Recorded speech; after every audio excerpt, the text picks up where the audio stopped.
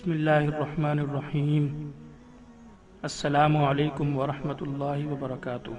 On line teacher کی جانب سے آپ سب کو خوش آمدید۔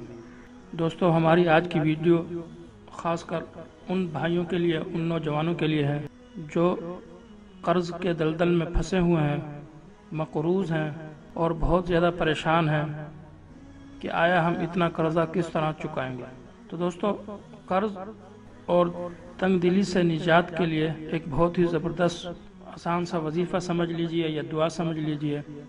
وہ دعا جو نبی اکرم صلی اللہ علیہ وسلم نے اپنے صحابہ کو بتائی تھی، وہ دعا آج میں آپ کو بتانے جا رہا ہوں۔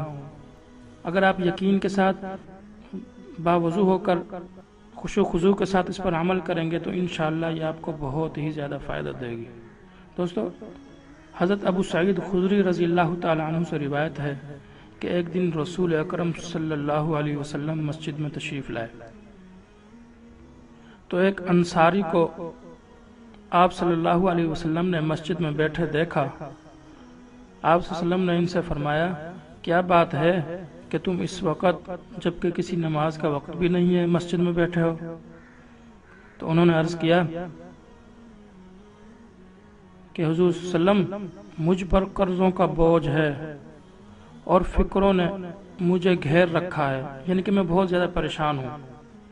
تو آپ صلی اللہ علیہ وسلم نے فرمایا، میں تمہیں ایسا دعائیہ کلمہ نہ بتاؤں جس کے ذریعے دعا کرنے سے اللہ تعالیٰ تمہیں ساری فکروں سے، سارے قرضوں سے نجات دے دے اور تمہارے قرض بھی ادا کر دے؟ اس نوجوان نے عرض کیا، حضور ضرور بتا دیں۔ تو آپ صلی اللہ علیہ وسلم نے ارشاد فرمایا، تم صبح اور شام اللہ کے دربار حاضر ہو کر یہ دعا کے کلمات کہا کرو۔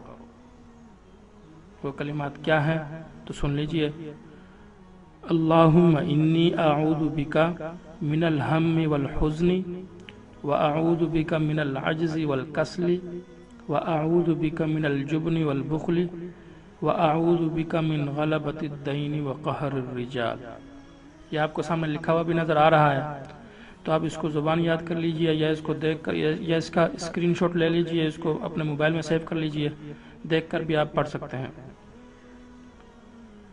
تو اگر آپ یقین کے ساتھ نبی علیہ السلام کے کہے ہوئے فرمان پر عمل کریں گے تو انشاءاللہ زندگی بھر آپ جو ہے نا قرضے سے نجات حاصل کر لیں گے اور آپ کو زندگی بھر یہ دعا کام دیتی رہے گی۔ اور ثواب کی نیت سے یہ ویڈیو آگے ضرور شیئر کیجئے۔ اگر ویڈیو اچھی لگے تو نیچے کمنٹ باکس میں ضرور بتائیں۔ ویڈیو دیکھنے کا شکریہ۔ اللہ حافظ۔